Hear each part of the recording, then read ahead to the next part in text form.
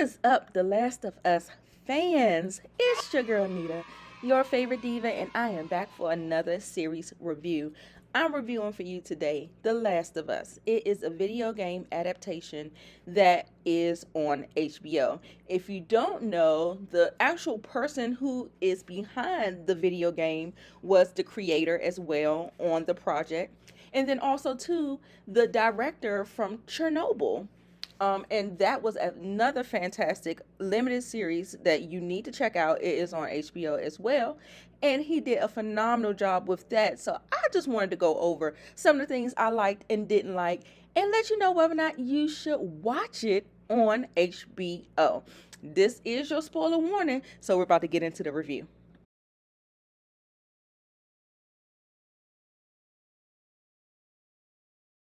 So let's start off with the casting first. We have Pedro Pascal as Joel.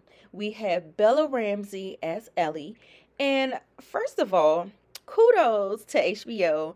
Game of Thrones, Miss Bella Ramsey and Pedro Pascal, both alum from Game of Thrones. That's where I first met them. It feels like that's where I first met Pedro. I could have met him somewhere else, but I feel like that was the one that really stood out to me, of as him being a force to be reckoned with as far as the acting goes. Okay, so they do a phenomenal job. At first, I wasn't really sold with Ellie, but Bella Ramsey, she definitely came along, and I think it was probably intentional that it felt a little off and the chemistry wasn't perfect just yet because we had to transition into the relationship. So when I think of it, in hindsight, I think that some of the acting decisions and choices that Bella made or the directing style was done in good taste because I think it gave something more meaningful and more impactful as the story progressed along.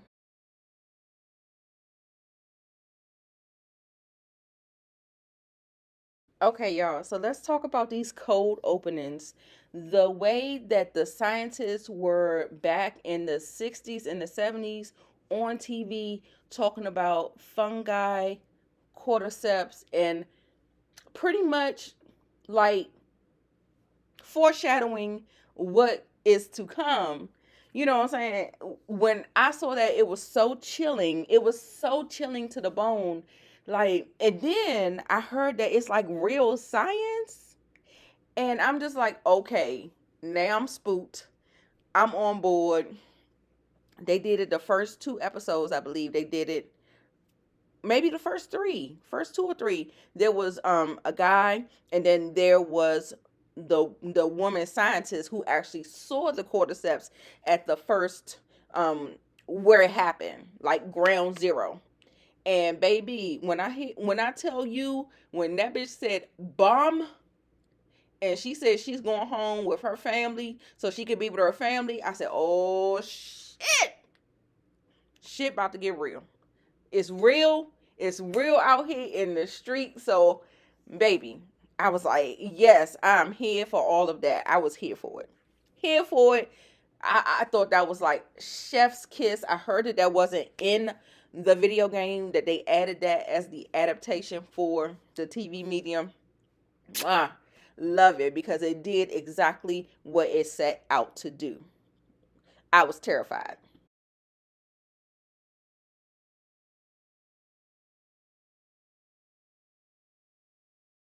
Okay, full disclaimer, I have not played the video game. I am not a video game person. So I'm merely talking about the standpoint of the TV show, which is shown. So, first of all, the first episode, we start out with Joel and his daughter, and his daughter name was Sarah. And Sarah, because we knew that, well, for me, I knew that The Last of Us was about Bella Ramsey and Pedro Pascal. So I'm looking at this little girl. Her name is Nico Parker. I think she is the daughter of gosh, that lady that plays in she is the daughter of the lady that plays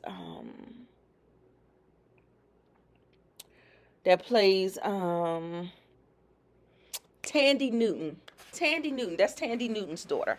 Okay, so I knew that something was going to happen to this little girl because it was just like, okay, the show is not about her. So, but what I will say about her character and about Joel's character is that they did a really good job in establishing in the first episode their closeness, the connection, and all of the good things. So, even though she was only in it for an episode, she really did make an impact. Her death was very, very, very hard to take. I was boohoo crying, and yeah, so I thought it was an amazing season opener.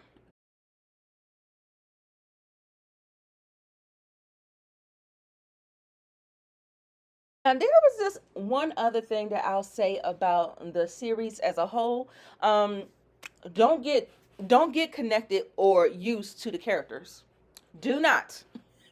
You hear me? Don't get used to the characters. Don't get no sentimental value. But you know what? At the same time, as I say that in my second breath, what the show does so impeccably well is to get you hooked into the character dramatization and the character development for each episode. You had two new people for each episode that really just kind of build out what the story was about.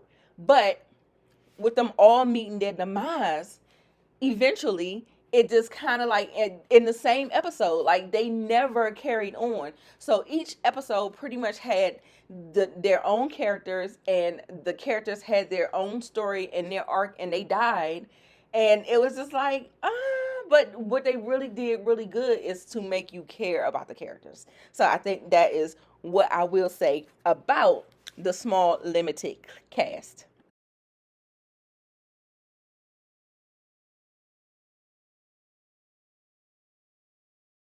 Okay, so let's start out with Tess. Tess is Joel's other half. At first, I didn't know if they were like in a relationship, but it felt like they was in a relationship, but not in a relationship. But she was his better half, other half. Somebody that kind of was like his ride or die. They, did the things together. She was very much his equal as far as manpower, being able to fight, hold her own, and stuff like that. So, that is a relationship that I enjoyed, even though as short as it was. That's what that was. When they got a hold of Ellie from Marlene, you definitely saw Tess taking a liking to Ellie, and she definitely leaned in on Joel to soften him up to, warm up to Ellie. And so I really did appreciate the nurture in her as a woman in the role. And also too, that kind of made her death scene more impactful. Like I said, these people don't last for too long, honey, in The Last of Us. And I think this has got to be, it had got to be one of the most intimate and gross scenes ever. Cause it looked like the damn thing was trying to make love to her, like it kissed her to transport the cordyceps into her and infect her. It was a mess. It was just a mess. It was a mess. It was a mess. But anyway, Tess was a good character, and I love what she brought to Joe, even in the small time that she was on the show.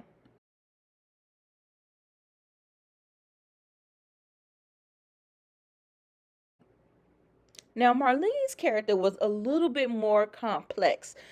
She brought a lot of nuance to her character. I love that they sprinkled her throughout the series. Like I said, most people, they're one episode and done. Marlene was very interesting in that she was in the first episode. I think she was in the second episode. She was also in the last episode. And so we were able to kind of put together some type of journey of her being the head of the Fireflies. The Fireflies movement was the movement that was counteractive to the government, Fedra. The pieces of the government that try to, keep the world together post apocalypse. And they were just like the rebellion. And, I really liked her character. She is an awesome, awesome, awesome actress. Her name is Merle Dandridge. You may remember her from the show that she used to play on OWN. called Greenleaf, and she was, you know, one of the Greenleaf daughters, the main character actually. She played in it with Lynn Whitfield and others. But yeah, good character. Child, all the phobia people, the phobic people, you had my permission to exit stage left. Now, Bill and Frank, I absolutely loved this episode. I heard that it was very controversial. I think this is when we really got to dive into and see some of the lives of the people that aren't a part of the government and the rebellions and all of that stuff. Just the people on the outskirts and how they lived and, what they did. And Bill, from what I hear about the video game, he was like an ornery, like kind of to himself kind of man. And Frank was actually his partner that actually ended up opening him up, softening him up, and just being able to create a beautiful life together. I thought it was very well executed. Isn't the tragic suicide at the end of the play? I'm old. I'm satisfied. And you were my purpose. It's incredibly romantic.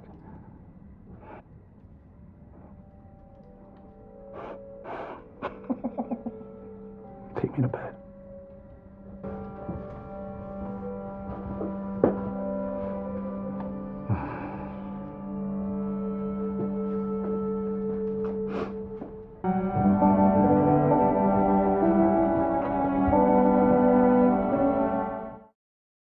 The ending almost broke me, like the whole, my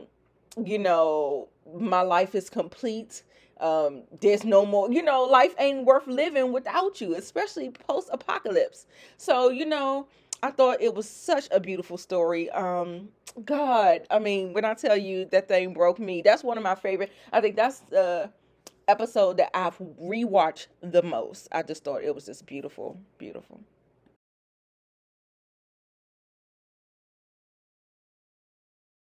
Oh, where do I start at with little Sam? Oh my God, this character absolutely stole my heart. He is, was it speech impaired?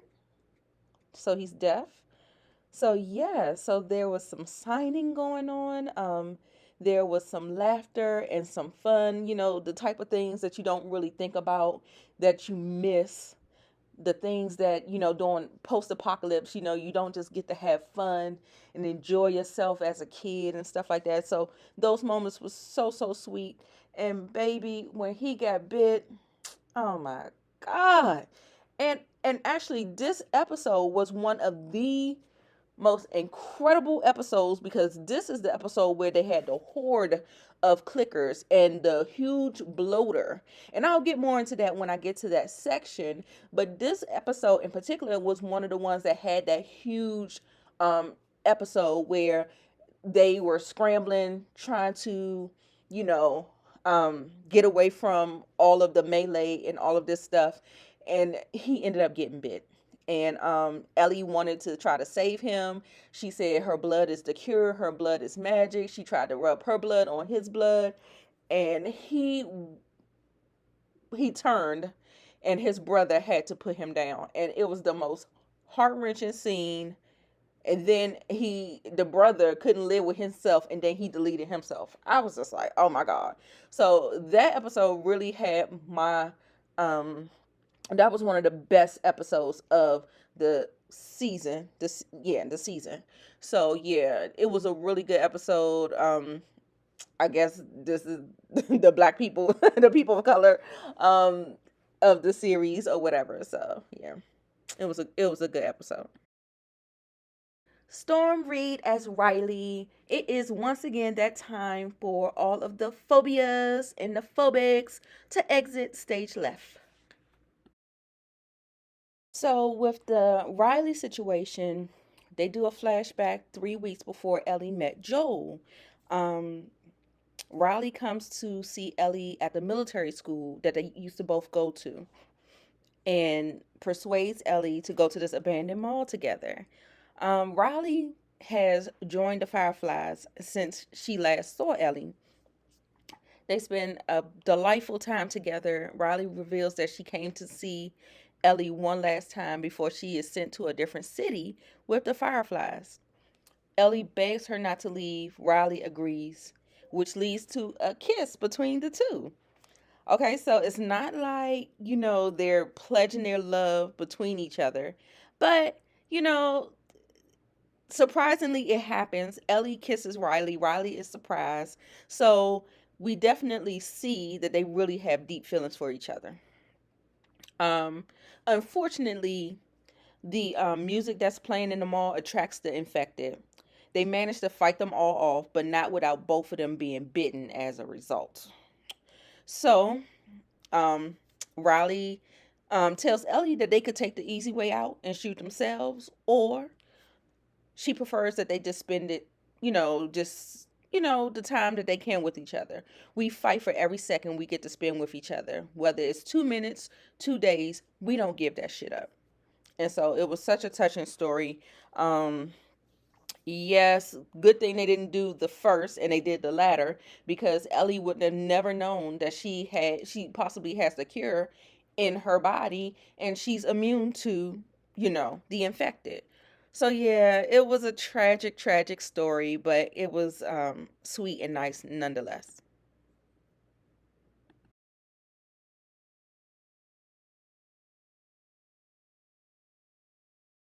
Yuck. Where do I start? David and James. In the most uncomfortable episode of the season, we're dealing with cannibalism, kind of like religion, kind of like cultish vibes. This was one of the episodes that I was least liking. I was the least invested in. Although the end was very compelling when she ended up killing David in such a brutal manner. Um, it was that part was really good, but the rest of it was really uncomfortable. I wasn't really a big fan of the subject matter, and so yeah, I wasn't a big fan of it, but they did a good job nonetheless.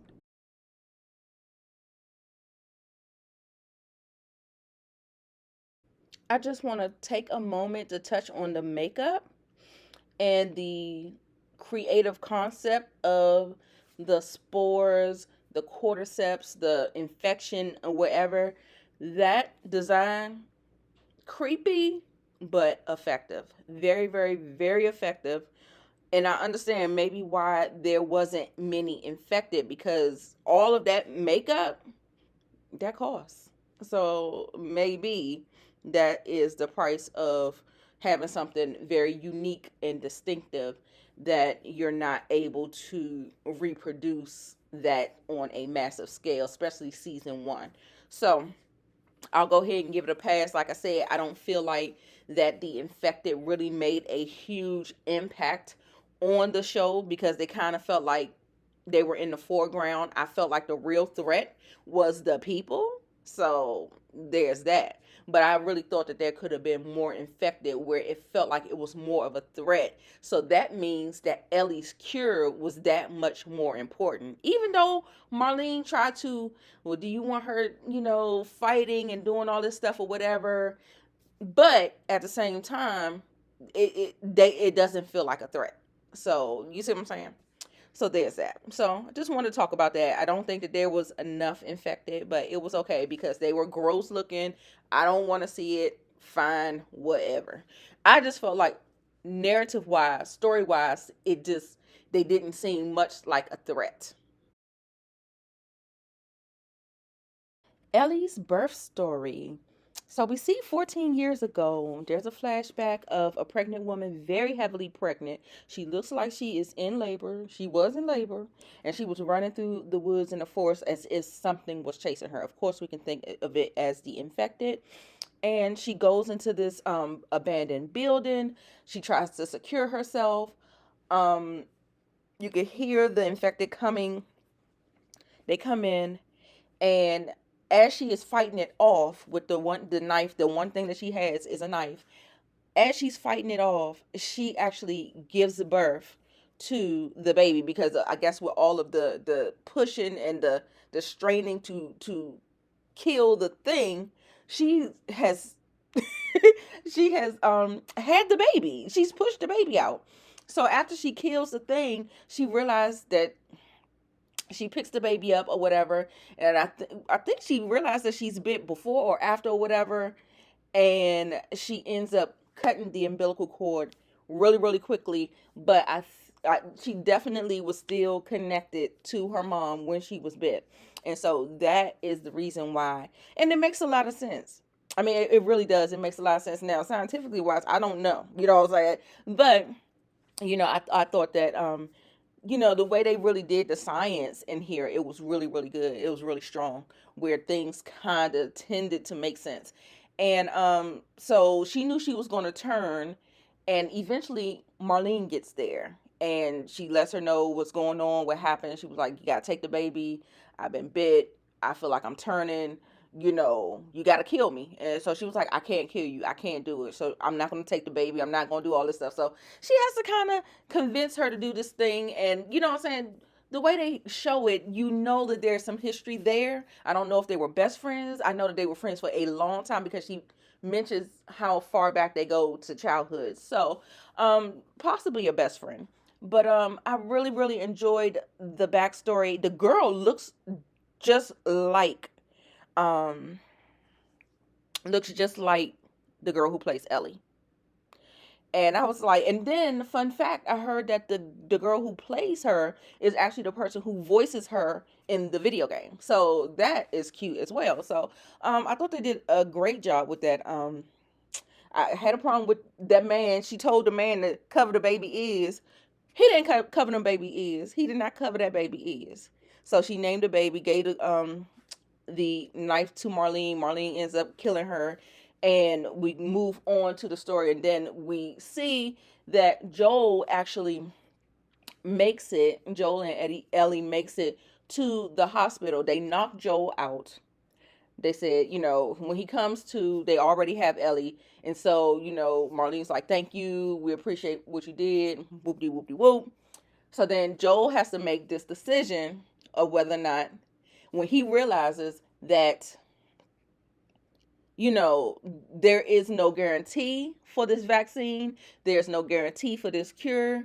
The only guarantee is that Ellie won't make it. We don't know if the scientists and everybody are able and equipped to handle and mass produce this thing, if this thing is really going. There were a lot of variables. So I understood Joel's hesitation in it, but Joel was 100% wrong in his choice that he made for Ellie. Killing Marlene, knowing that was not, he lied. He basically lied. And she asked him, even though I feel like in her gut, she knew that something didn't go down the way it was supposed to go down. And so she asked him, she was like, promise me that the way you said it happened is the way it happened. And he was like, yeah, I promise. And that was double whammy. Joel was wrong. I mean, I understand him and his selfish reasons of why he wants to do that. But if Ellie has it resolved in herself and her body that she has a purpose for her life and her purpose is greater than, I really don't think that Joel had the right to take her autonomy away. He did not have the right to lie to her. Joel was 100% wrong. So yeah, he goes in, he kills everybody, including Marlene. And I was like, oh my God. I mean, and just sometimes even unarmed people, like this, I was just like, it was so brutal. And I was just like, well, we know that Joel has it in him, but I was just like really taken aback of how this actually panned out. But it was really really good, and it was the natural course, because he's resolved that that is his surrogate child now. That is his replacement of Sarah. And so while I understood his decision making, it doesn't make it right. But I did understand it. I do empathize, but it doesn't make it right. So yeah, so that is my review of the entire series of The Last of Us. Let me know, what were your favorite parts? Are you very conservative? You don't like the LGBTQ elements that they added in there? The few things that they did and they changed it up, did you not appreciate the way did it serve the story for you? Did it make it better? Did it make it worse? Did it take away? How do you feel about the absence or lack thereof of the infected?